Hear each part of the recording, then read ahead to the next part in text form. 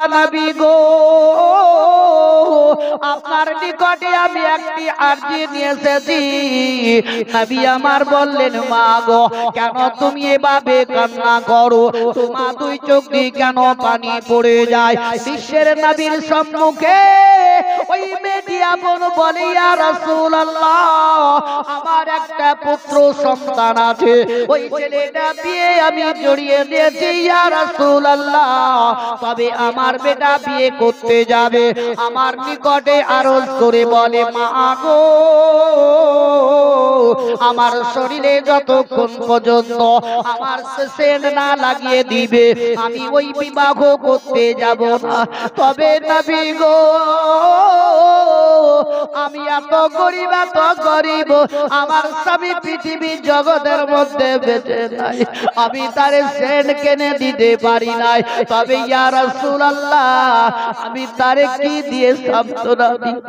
বিশ্বের নবী আমার, কুল কায়নাতের নবী জনাবে মুহাম্মদ রাসূলুল্লাহ সাল্লাল্লাহু তাআলা আলাইহি ওয়াসাল্লাম এই সভাতে বললেন, ওগো মা, তবে একটি কাজ করো গো, আমি যে তোমারে বলিতেছি তুমি শুনে নাও।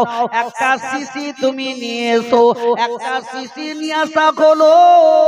ওই সমাজে বিশ্বের নবীর শরীর থেকে একটু ঘাম শিশির মধ্যে ভরে দিয়ে বললেন, যাও যাও, তোমার বেটার শরীরের মধ্যে এটাই লাগিয়ে দাও।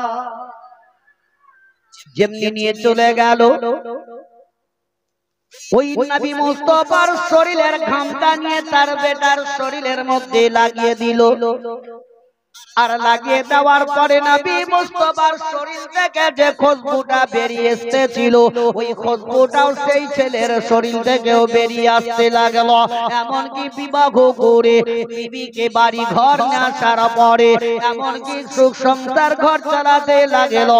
কয়েকদিন পরে এভাবে চলতে চলতে ওই ছেলেটা তার স্ত্রীর যখন বাচ্চাটা দুনিয়াতে ভূমিষ্ঠ হলো, ওই বাচ্চার শরীর থেকে বিশ্বের নবীর শরীরে যে খুশবুটা ছিল, এমনকি বাচ্চার শরীর থেকেও সেই খুশবুটা বেরিয়ে আসছিল। নবীর শরীরের ঘাম তার শরীরে লাগার জন্য যখন দিলেন, ছেলে লাগিয়ে গেল, তার সংসার করে তার জীবনে দুনিয়াতে পৃথিবীতে একটা বাচ্চা এসেছিল, সেই বাচ্চারও শরীর থেকে নবী মুস্তাফার শরীরের খুশবুটাও বেরিয়ে আসছে। জোরে বলো সুবহানাল্লাহ। 3 দিন, মাত্র 3 দিন নবী কোন রাস্তা দিয়ে গেছেন, নবীর শরীরের খুশবু শুনতে শুনতে খাদিজা জাবালে নূর পাহাড়ের নিকটে গেলেন।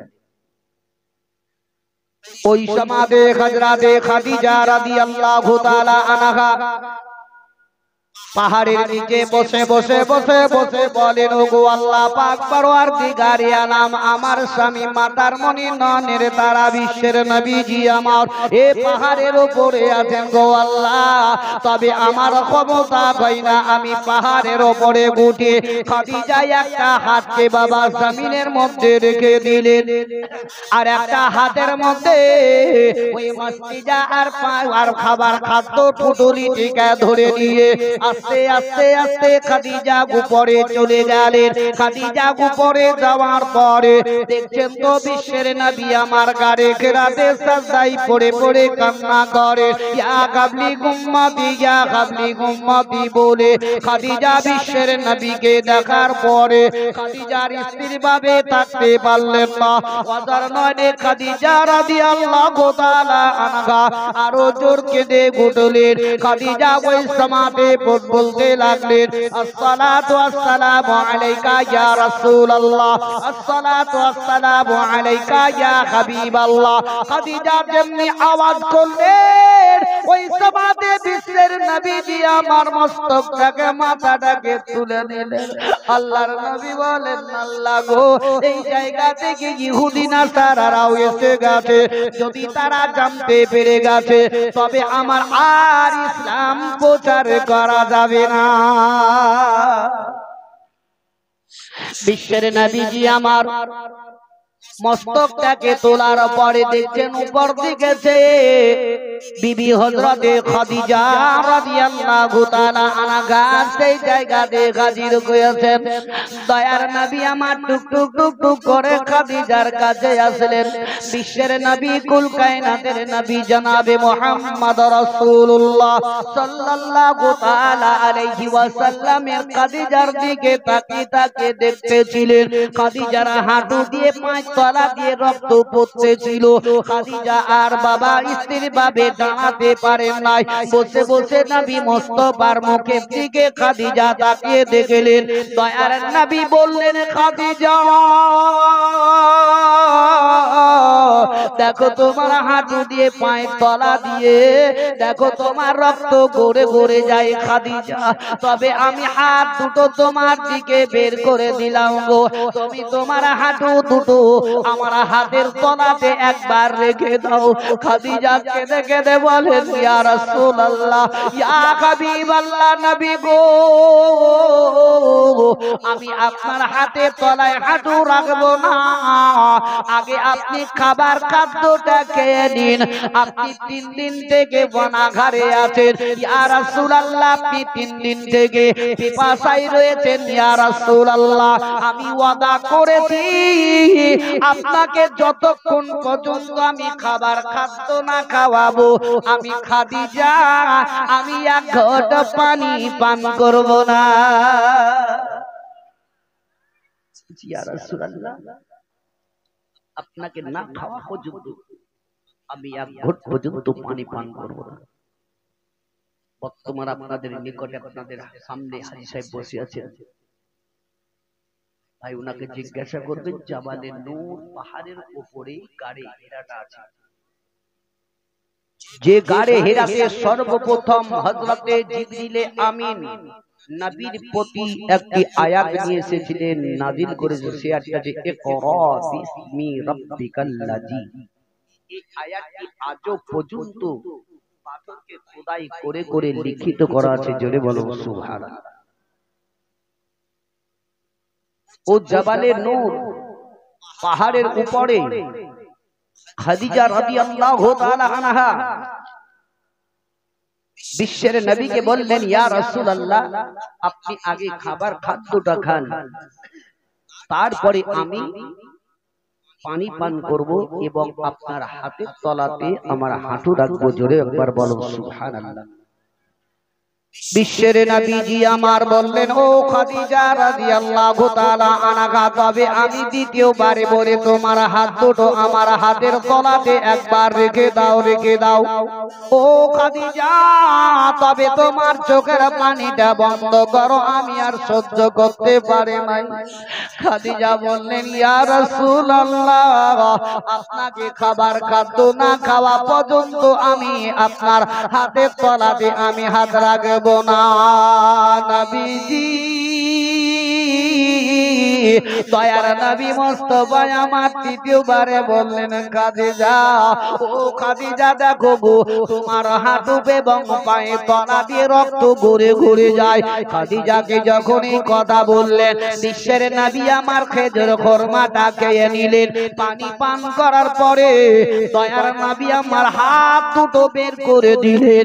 দয়ার নবী মুস্তাফার হাতের তলাতে খাদিজা যখন হাঁটু দুটো রাখলেন, আর খাদিজা ওই সময়তে বললেন, ইয়া রাসূলুল্লাহ, ইয়া হাবিবাল্লাহ, নবী গো, আপনার হাতের তলাতে যখনই আমি হাঁটু দুটো রাখলাম আমার সঙ্গে সঙ্গে এমনকি শরীরের বেদনা দূর হয়ে গেল। ইয়া রাসূলুল্লাহ, সমস্ত শরীরের বেদনা আমার দূর হয়ে গেল আপনার হাতের তলায় হাঁটু রাখতেই। বিশ্বের নবীজি আমার বললেন, ও বিবি খাদিজা, একটু তুমি চোখের পানিটা বন্ধ করো, তবে একবার তুমি আমার দিকে লক্ষ্য করো। খাদিজা, তোমার আমি চোখের পানি আর বরদাস্ত করতে পারি নাই, তবে একটু তুমি কান্নাটা বন্ধ করো। খাদিজা রাদিয়াল্লাহু তাআলা আনহা বললেন, ইয়া রাসূলুল্লাহ,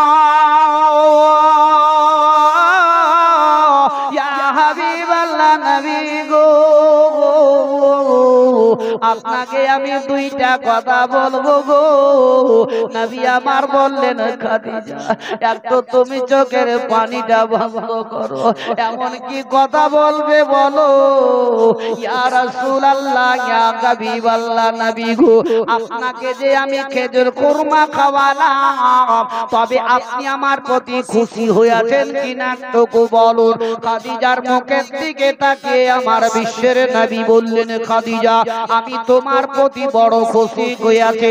খাদিজা রাদিয়াল্লাহু তাআলা আনহা দ্বিতীয়বারে বললেন ইয়া রাসূলুল্লাহ ইয়া হাবিবাল্লাহ নবী গো, আপনি আমার প্রতি খুশি আছেন এটা ঠিক, তবে আরেকটি কথা হলো এটাই, যেদিনকে এই পৃথিবী দুনিয়া ধ্বংস হয়ে যাবে, যেদিনকে দুনিয়া ফানা হয়ে যাবে, ইয়া রাসূলুল্লাহ রোজ হাসরের ময়দানে একটা নয় দুইটা নয় লক্ষ লক্ষ মানুষ ওই জায়গাতে হাজির থাকবে ইয়া রাসূলুল্লাহ ইয়া হাবিবাল্লাহ নবী গো। তখনই আপনি আমাদেরকে আপনি যে আপনি ওই জায়গাতে ওই হাসরের ময়দানে বাপ বেটাকে চিনবে না, বেটা বাপকে চিনবে না, মা বেটিকে চিনবে না, বেটি মাকে চিনবে না ইয়া রাসূলুল্লাহ ইয়া হাবিবাল্লাহ। তবে ওই সমাজে কি বিবি বলে আপনি আমাদেরকে মানবেন? নবী বললেন খাদিজা তবে একটু চোখের পানিটা বন্ধ করো, আমি নবী মুস্তাফা সঙ্গে তোমায় জান্নাতে নিয়ে যাব।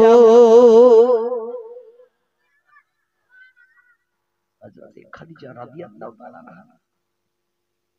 বলছে রোজ হাসরের ময়দানে একটা নয় দুইটা নয় লক্ষ লক্ষ মানুষ থাকবে। এ মুসলমান আজকে ভাবুন হাসরের ময়দানে কেউ কারি হবে না, এই পৃথিবীতে তো কেউ কারি নয় কি ভাই, কেউ কারি।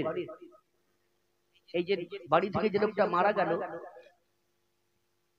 এ মৃত্যু বলে তাকে দূরে রাখলো, দেখেছেন না রাখেনি? তখন তো বলে এটা আমার দাদু, এটা আমার বাপ কি ভাই, মৃত্যু মরা বলে তাকে হটিয়ে দিল, দূরে রাখিয়ে দিল।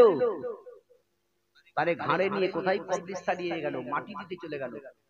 মাটি দেওয়ার পর দেখবেন মানুষ আগে হাত পাটাকে ভালো করে ধয়, তাই না? কেন ধয়? মরা চলে আসবে লেগে কি, তাই না? মেয়ে ছেলেদের কথা হচ্ছে এটাই, তাড়াতাড়ি হাত পা ধোয় না তো মরা ঢুকে যাবে। তাহলে বলুন আপনার বাপ আপনার দাদু আপনার দাদি এখানে থাকলো বাড়িতে, তখন আপন গোছে নিয়ে থাকলেন, যখন মরে গেল মাটি দিয়ে চলে আসলেন তাতে হাতটা ধরে মরা ঢুকে যাবে। তাহলে এই দুনিয়াতে আপনার কেউ কার নয়, তাহলে রোজ হাসরের ময়দানে কে কার হবে বলো? একটু মাথায় গজিয়ে ভেবে চিন্তে দেখো। আজ হামার হামার করছেন, হামার হামার কে হরি হরি। আজ আমার বেটা বেটা করছেন, বেটা তখন রোজ হাসরের ময়দানে যদি বেটা একটু আমার নেকি কমে গেছে একটু নেকি আমাকে দাও, তুমি কে? তোমাকে আমি চিনি না। বাপ ডাইরেক্ট বেটা বলবে বাপকে কি তোমাকে আমি চিনি না, আমি তো নিজে নিয়ে মরছি নিজে নিজে। তখন রোজ হাসরের ময়দানে নফসি নফসি নফসি করবে। যে হযরত আয়েশা সিদ্দিকা রাদিয়াল্লাহু তাআলা আনহা তিনি বিশ্বের নবীর দিকে লক্ষ্য করে বলছেন যে আয়েশা সিদ্দিকা নবী মুস্তাফার বিবি, খাদিজাও নবী মুস্তাফার বিবি।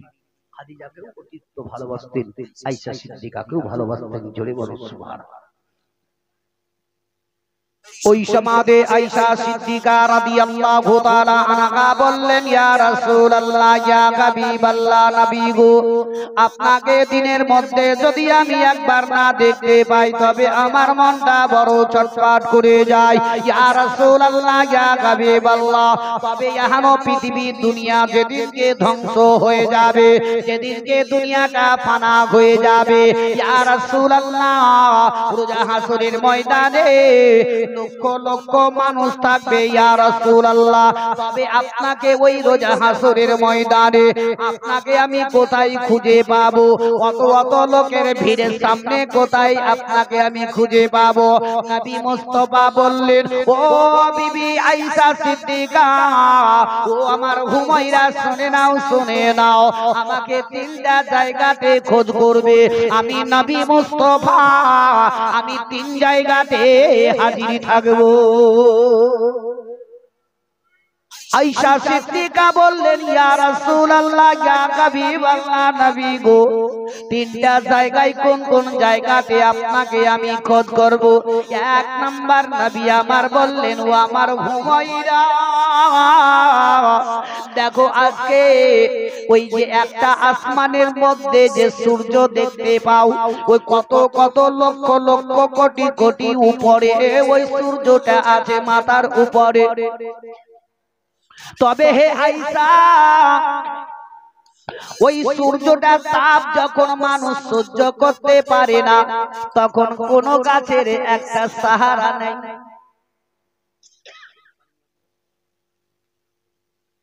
আল্লাহুম্মা দরবারে আল্লাহুম্মা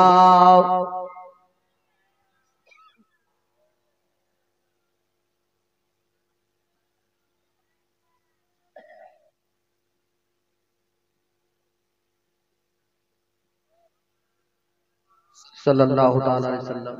বাহ, দরুদটা পর্যন্ত দেখেন, আজকে চাচতো মতো, চাচাই তো মতো। আল্লাহ যদি মেয়ে ছেলেদেরকে বলতো কি তোমরা জোরে দরুদ পড়ো, তা আপনাদের মতো লোকগুলোকে মেয়ে ছেলে ফেলে দিত আওয়াজে। লজ্জা করে নবীর প্রতি, আবার উম্মত উম্মত করে আমরা খুব পড়ি, আবার নবীর প্রতি দরুদ পড়তে খুব ভয় হয়েছে। আরে দরুদটা পড়বেন মহব্বতের সহিত, যত দরুদ পড়বেন ততই আপনার দিল তাজা হবে। জোরে বলুন সুবহানাল্লাহ।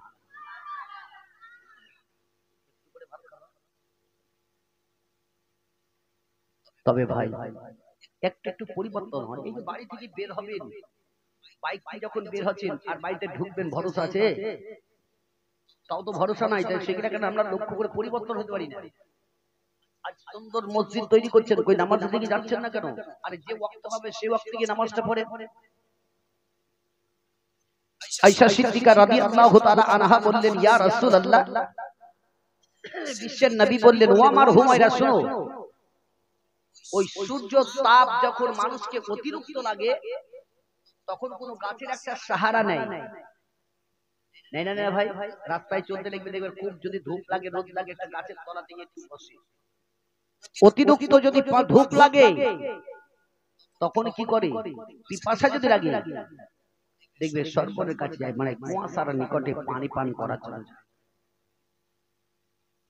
যদি খুব গরম লাগে বাড়িতে গিয়ে এসির ভিতরে ঢুকে কেউ পাংখার সাহারাটা নেয়।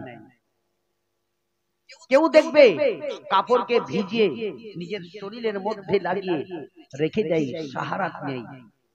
ও আমার হুমায়রা, তবে একটাই কথা শুনে নাও, শুনে নাও, জেনে নাও, জেনে নাও, রোজা হাসরের ময়দানে, ওই রোজা হাসরের ময়দানে সূর্যের মুখ একটা থাকবে না, এক এক করে ওই সূর্যের মুখ 12টা হয়ে যাবে।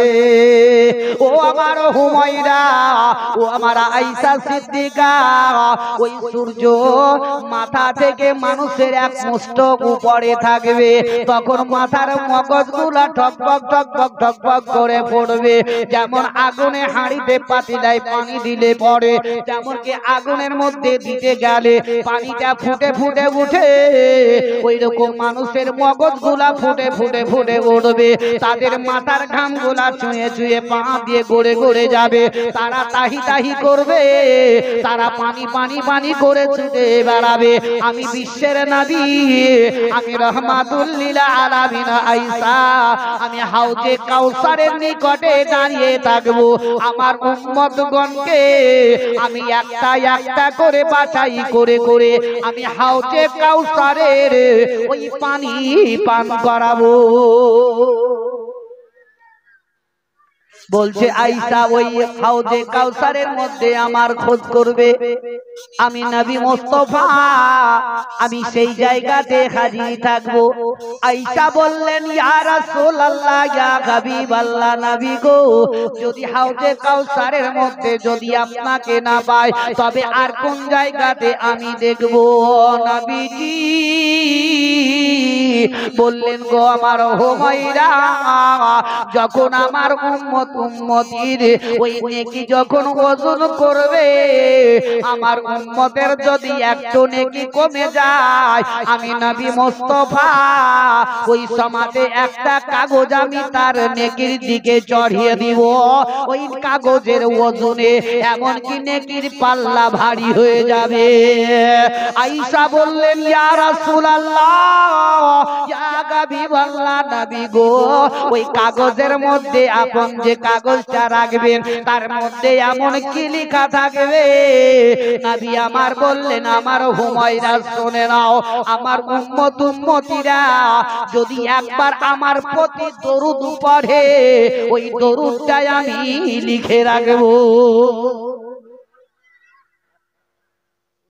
কাগজটা যদি পাল্লার নেকির দিকে রেখে দিই, আমার উম্মতের নেকি পাল্লা ভারী হয়ে যাবে।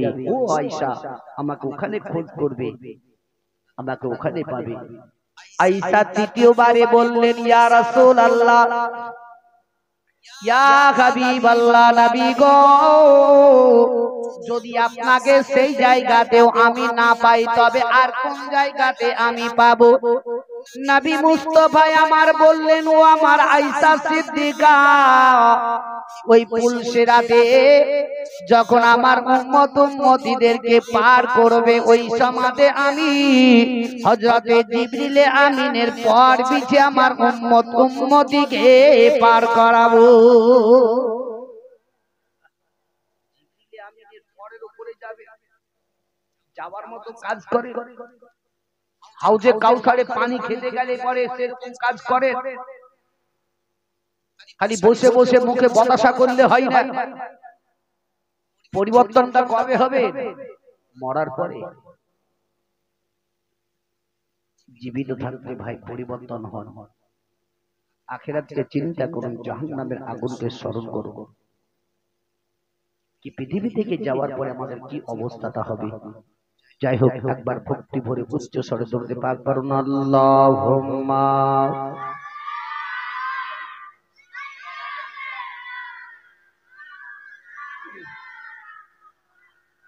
ওয়া আলা আলি সাইয়্যিদিনা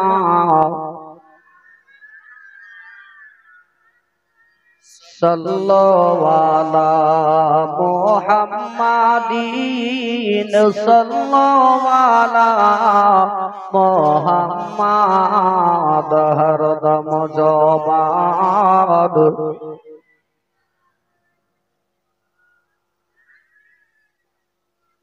হরদম জবাদ সেরে কানো শোনেন যদি বেলালের ওই ঘটনা,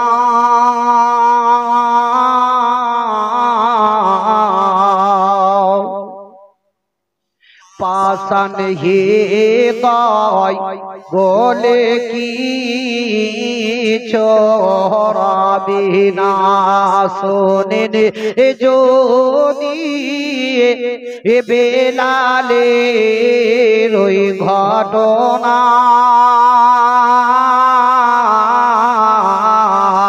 পাষাণ হৃদয় বলে কি ছড়াবে না, উমায়ার বাড়িতে ছিলেন জাগো,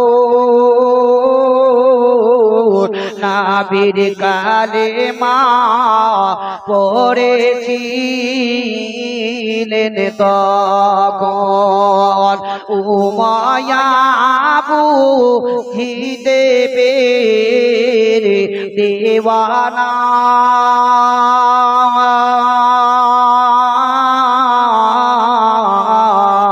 বেলালকে মারিতে হলো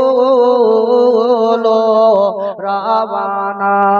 আল্লাহুম্মা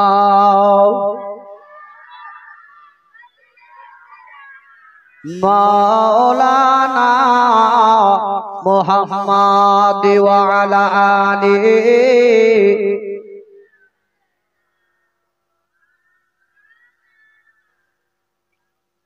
সাল্লাল্লাহু তাআলা আলাইহি ওয়াসাল্লাম। মুহতারাম মুআজ্জাজ সামাঈন ইকরাম, বাবা জীবনের আমার ভাইরা আমার, আল্লাহ রাব্বুল ইজ্জত পবিত্র কোরআনে ঘোষণা করেছেন কুল্লু নাফসিন যায়কাতুল মউত, প্রত্যেকটি নফসকে মউতের স্বাদ চাখতে হবে। তবে যাই হোক, বহুত কিছু আপনারা শুনলেন, বহুত মিলাদ মাহফিলের মধ্যে আপনারা স্থিরভাবে হাদিস ও কোরআনের জীবনী কাহিনী শুনছেন। শুনে শুনে একটু পরিবর্তন হন। তবে ভাই, বহুত জায়গাতে বলতে তো হয় না, বহুত জায়গায় জালসা মিলাদে গিয়ে দেখেছি, কিন্তু এখানকার মাহৌল আমার খুব ভালো লাগে না। এই যে বাচ্চা কাচ্চা গুলাকে যেগুলো আছেন কিংবা আপনারা হচ্ছে সেগুলো আপনারা একটু বন্ধ করতে পারেন। দেখেন, এটা আদবের জায়গা। যে জায়গাটা আমার পূর্ব বক্তা বললেন না, এই জায়গাটা হচ্ছে রিয়াজুল জান্নাত। আমরা বসে আছি রিয়াজুল জান্নাতে। আর যতক্ষণ পর্যন্ত এই জায়গায় বসে থাকবেন ততক্ষণ পর্যন্ত আপনাদের প্রতি আল্লাহর রহমত নাজিল হতেই থাকবে। জোরে বলুন সুবহানাল্লাহ। এটা রহমতের জায়গাতে আমরা বসে আছি। যে নবী পৃথিবী জগতে আসার পরে কি কষ্ট করেছেন, কিভাবে ইসলাম প্রচার করেছেন, তারা যদি আমরা ওই দিকে লক্ষ্য করি তবে তো আমরা পরিবর্তন হতে পারবো। যেমন কি দয়ার নবী মুস্তাফা রাহমাতুল লিল আলামিন একদিন মক্কা নগরে কলমা যখন দাওয়াত দিতেছিলেন, তো ইহুদি নাসারারা বিশ্বের নবীকে পাথর মারতে লাগলো, ঢেল মারতে লাগলো। তো নবীর শরীর দিয়ে রক্ত পড়তে লেগে গেল। আল্লাহর নবী দয়ার মুস্তাফা সাল্লাল্লাহু তাআলা আলাইহি ওয়াসাল্লাম তাদেরকে বলছেন, তোমরা একটু শান্ত হয়ে যাও, এভাবে তোমরা আবার অত্যাচার করো কেন?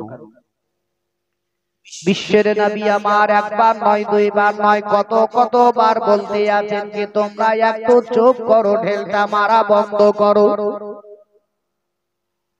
আল্লাহর নবী দয়ার মুস্তাফার উপরে বাবা তবু ঢেল মেরে যায় নবী মুস্তাফার শরীর দিয়ে রক্ত পড়ে যায়।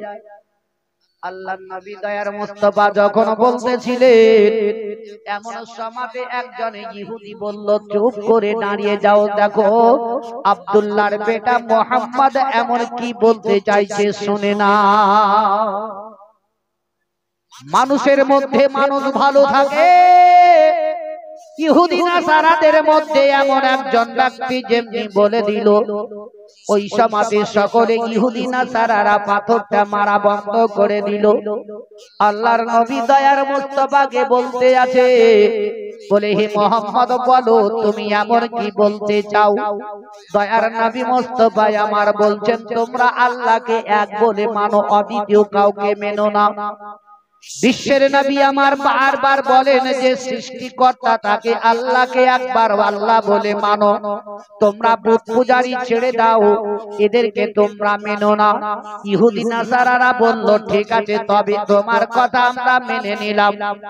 নবী আমার আরো বললেন, বলে আল্লাহর নবী দয়ার মুস্তাফার প্রতি তোমরা কলমা পড়ে ঈমান নিয়ে আসো, তোমরা বিশ্বাস রাখো এটাই। তারা বলল, সেটাও আমরা মেনে নিব, তবে একটা প্রশ্ন তোমায় করব। আল্লাহর নবী দয়ার মুস্তাফা আমার বললেন, তোমাদের প্রশ্নটা কি আছে আমাকে বলো। আল্লাহর নবী দয়ার মুস্তাফার দিকে একজন ইহুদি বলল, বলে আমাদেরকে যদি আল্লাহ সৃষ্টি করেছে, তবে আল্লাহকে কে সৃষ্টি করেছে বলো। প্রশ্ন করছে, যদি আল্লাহ যদি আমাদেরকে সৃষ্টি করেছে, আল্লাহর নবীর প্রতি আমরা কলমা পড়ে ঈমান নিয়ে আসবো, এটা ঠিক, তবে আল্লাহকে কে সৃষ্টি করেছে তুমি এটা উত্তর দাও। বিশ্বের নবী আমার দয়ার নবী রাহমাতুল লিল আলামিন ও নবী মুস্তাফা একজন ইহুদিকে বললেন, তুমি আমার নিকট এসো। ইহুদি যখন কাছে এলো, বলছে তুমি 1 2 3 4 করে গিনতি করো, 10 পর্যন্ত যখন গেল, নবী আমার বলছেন কি 10 থেকে এবার উল্টা দিয়ে 10 9 8 7 6 5 4 3 2 1, তারপরে কি বলে? শূন্য, বলে জিরো, বলে তারপরে, বলছে তারপরে হয় না শূন্য, জিরোর পরে হয় না, জিরোর এদিকে হয়, বাম দিকে হয় না, ডান দিকে যত করবেন তত লক্ষ লক্ষ কোটি কোটি বেরিয়ে যাবে। আল্লাহর নবী বললেন, শোনো, আল্লাহ হচ্ছেন একটা জিরো শূন্য, আল্লাহর উপরে কেউ সৃষ্টি করনে वाला নাই।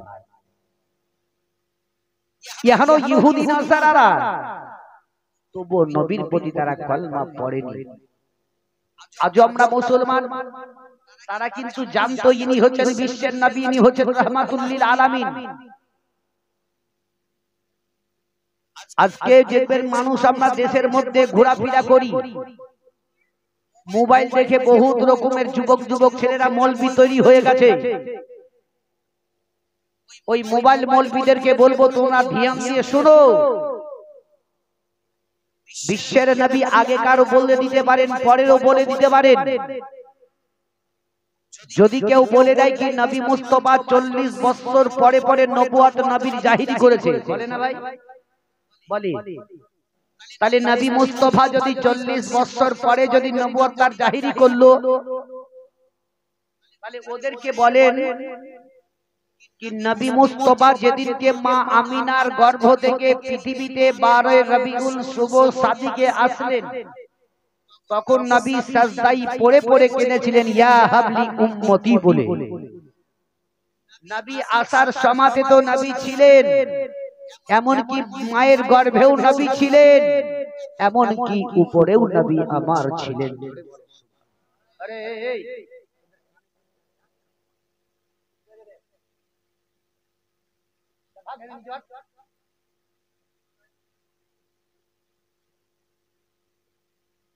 তবে মুসলমান ভাইরা আমার, ওই মোবাইল মৌলবীদের কাছ থেকে দূরে দূরে থাকার চেষ্টাটা করুন।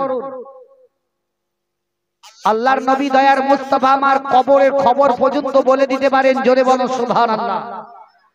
বিশ্বের নবীজি আমার দয়ার নবী রহমাতুল লিল আলামিন একটি কবরস্থানের উপরে গেলেন, ও কবরে আযাব অতিরিক্ত চলতেছে।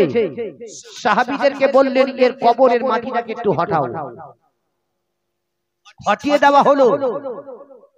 এমনকি কবরের মধ্যে ও নওজওয়ান কান্না করতে আছে। বিশ্বের নবী বললেন, তোমার বাড়ি কোথায়, তোমার বাপের নাম কি, তুমি কবরে এভাবে কাঁদছো কেন, কারণটা কি?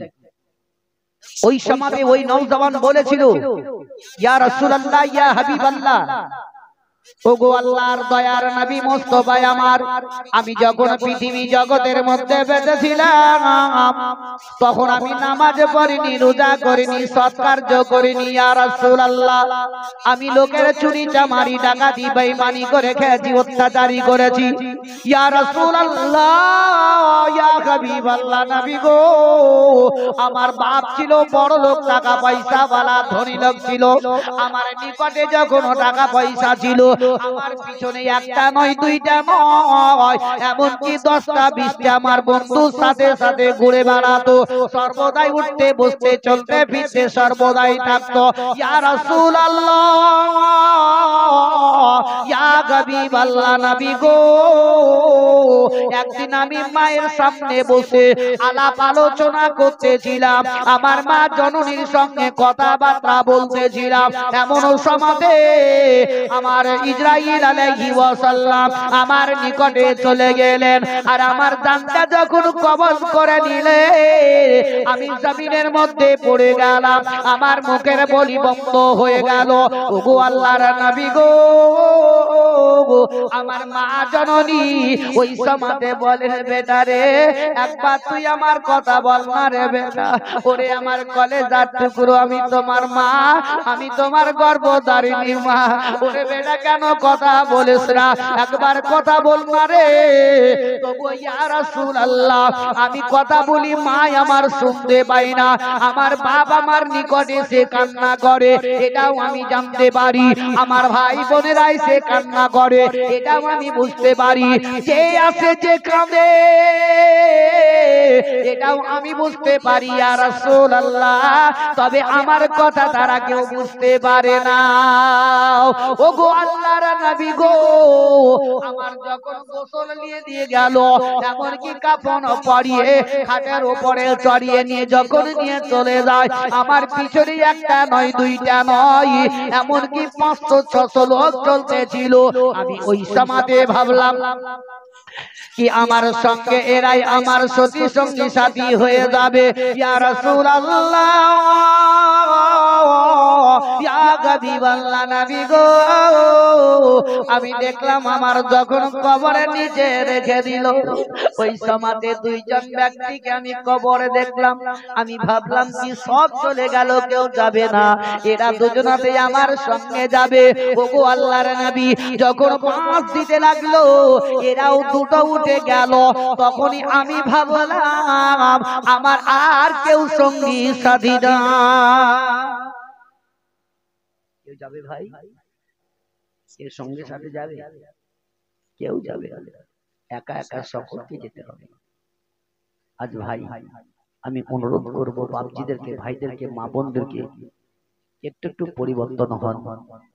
নামাজ রোজার দিকে গুরুত্ব, যে নামাজ ছাড়া কোনো গতি নেই ভাই। যতই যাই কিছু আমরা শুনি না কেন, বলি না, তবে আজ যদি আমরা ওইরকম হাদিস কোরআন শুনে যদি পরিবর্তন হতে পারি, তাহলে আমরা লাভবান হব। যিনি যে আজকে আমরা প্রত্যেকটা মানুষ জান্নাত জান্নাত জান্নাত করি, জান্নাত জান্নাত করলে হবে না, এটাই আমাদেরকে আশা করতে হবে আল্লাহ যাতে তোমাকে আমি পাই। জোরে বলুন, এটা দোয়া করতে হবে আল্লাহ যাতে তোমাকে আমি পাই। আর তোমাকে যদি আমি পেয়ে যাই, আমি সব কিছুই পেয়ে গেলাম, তখন জান্নাতেই আমাকে খুঁজে বেড়াবে কি চলো কে নিয়ে যাই। আমরা জান্নাত জান্নাত করছি, তাই না ভাই? কিন্তু না, যেমন কি হযরতে ওমরে ফারুক রাদিয়াল্লাহু তাআলা আনহু, তিনি রাজ্যের বাদশা ছিলেন, খলিফার ওমরে ফারুক রাস্তা ধরে যাচ্ছেন, তো এমন সময়তে একটা জঙ্গলের নিকটবর্তী যখন হয়েছে, তো দেখছেন তো ওই জঙ্গলের ভিতর থেকে একটা লোকের কান্নার আওয়াজ চলে আসছিল। ওমর ভাবছে আল্লাহ, এই জঙ্গলে কোন পশুতে এই লোকটাকে তুলে নিয়ে গেছে, অকালে তার জানটা চলে গেল, শেষ, মারা যাবে, আর বাঁচবে না। ওমর এইভাবে বুঝতে বুঝতে এমনকি ওমর মনে মনে চিন্তা করলেন যে আমি একটুকু যাই, লোকটাকে আমি একটু রক্ষা করি। মানুষ ভাববে না ভাই, একটু রক্ষা করি? তবে কিনা আমাদের দেশের মধ্যে এরকম মানুষ নাই যে বিপদে পড়েছে পড়তে দাও। ওমরে ফারুক যখন যায় আগে দিকে, ওই সময় তার অন্তর, তার মন তার দিকে বাধা দিচ্ছে, যাস তো মরছে, মরতে দে। ওমর ফিরে আসছে, আবার বলছে এই ওমর, আখিরাতকে চিন্তা কর, একজন লোক বিপদে পড়েছে, তারই ছেড়ে তুই পাপাস চলে যাস। ওমর সেইটা চিন্তা করলেন না। ওমর রাদিয়াল্লাহু তাআলা আনহু বাবা চললেন জঙ্গলের ভিতরে, দেখতে গেলেন, দেখছেন তো একটা ছোট্ট একটা তাম্বু ঘর তৈরি করা আছে, তাম্বুর মধ্যখানে একটা ললটন আলা টিপ টিপ টিপ টিপ করে জ্বলতেছে, আর একটা বৃদ্ধ বয়স্ক লোক বাবা ওই খাটেলের উপরে বসে বসে বসে বসে কান্না করে। এমন সময়তে ওমর রাদিয়াল্লাহু তাআলা আনহু ওই লোকটার কাছে গিয়া হাজির হয়ে গেলেন। ওই লোকটাকে দেখে ওমর বলতেছেন, বাবা কেন তুমি এত রাত্রিতে জঙ্গলের ভিতরে কান্না করো, কারণটা কি বলো? ওই লোকটা বলতে লাগলো, বাবা তুমি কে? তোমাকে আমি চিনি না, জানি না, তবে এখান থেকে তুমি চলে যাও, আমার মনের দুঃখের কথা জিজ্ঞাসা করতে হবে না। ওমর বলতে আছে, না না, তোমার কি এমন দুঃখ আছে বলো না কেন? ওই বৃদ্ধ লোকটা জানে না ইনি হচ্ছেন খলিফা ওমরে ফারুক রাদিয়াল্লাহু তাআলা আনহু, ইনি হচ্ছেন রাজ্যের বাদশা, এটাও জানতেন না। ওই লোকটা বলতে আছে, বলে কে তুমি চিনি না, চলে যাও চলে যাও। ওমরে ফারুক বলতে আছেন, বাবা আমি অতক্ষণ পর্যন্ত যাব না যতক্ষণ পর্যন্ত তোমার মনের দুঃখের কথাটা আমি না শুনব। ওই লোকটা মনে মনে করলো, আল্লাহ গো, তবে তোমার কোন একজন খাস বান্দাকে আমার নিকটে পাঠিয়েছো আমার রক্ষা করার জন্য।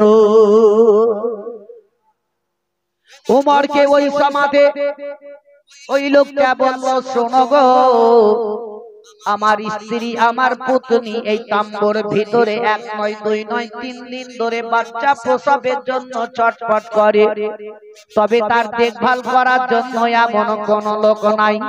তার জন্য আমি লক্ষ্য করে কান্না করি, কে আমার বিপদ থেকে রক্ষা করবে। ওমরে ফারুক বললেন, তবে বসো, আমি আসতেছি বলে আমার জন্য এত দুঃখ কষ্ট করতে হবে না। উমর রাত্রিতে ছুটে ছুটে তিনার বিবির কাছে যাওয়ার পরে বলতে আছেন, বলে বিবি রে, তুমি আজকে কি জান্নাত নিতে চাও বলো। তার স্ত্রী বলছে, স্বামী গো,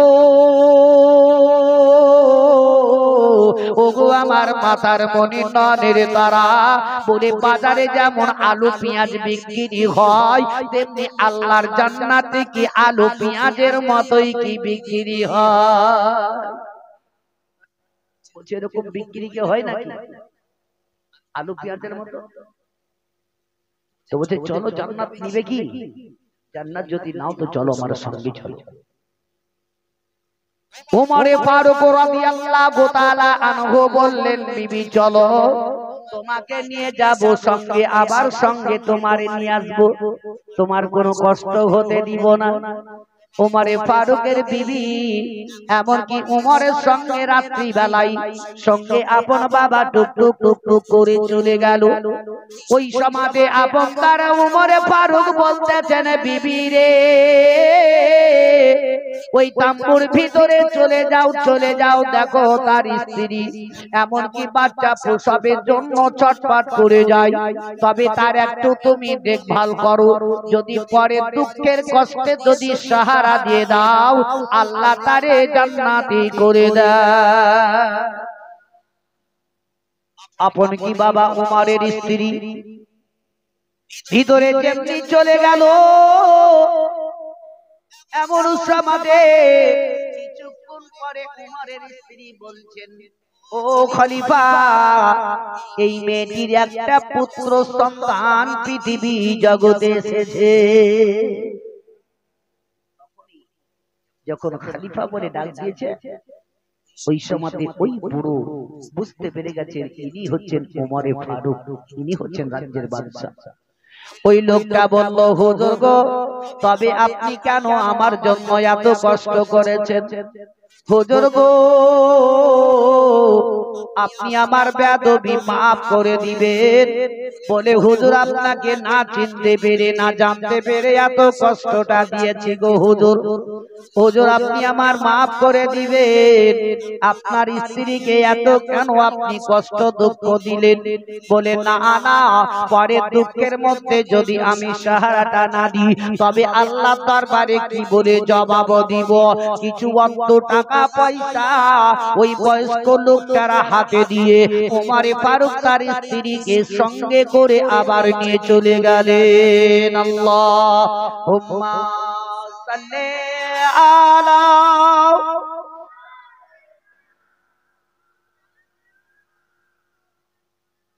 ওয়া আলা আলি সাইয়্যিদিনা মুহাম্মাদ সাল্লাল্লাহু আলাইহি ওয়াসাল্লাম।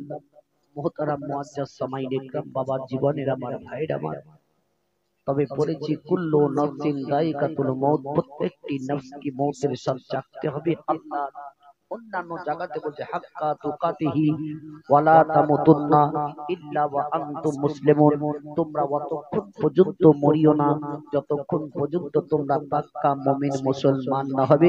তবে যাক ভাইরা আমার, বহুত কিছু আপনারা শুনলেন, আমিও কিছু বহুত কিছুই বললাম, আপনাদের শোভা দেখে খুব ভালোই লাগলো। আপনাদেরকে শিক্ষা করা তৌফিক ইনায়েত করুক। আমার বক্তব্য আমি এখান থেকে আমি ইতিও সমাপ্তি করে দিলাম। আর বলার মাধ্যমে, ভাষার মাধ্যমে যদি ভুল ত্রুটি হয়তো ক্ষমা প্রার্থী। ওমা আলাইনা ইল্লাল বালাগ। আসসালামু আলাইকুম ওয়া রাহমাতুল্লাহি ওয়া বারাকাতুহু। উঠ করে হো মুমিনাত আজি মোহাম্মদ কে ইয়া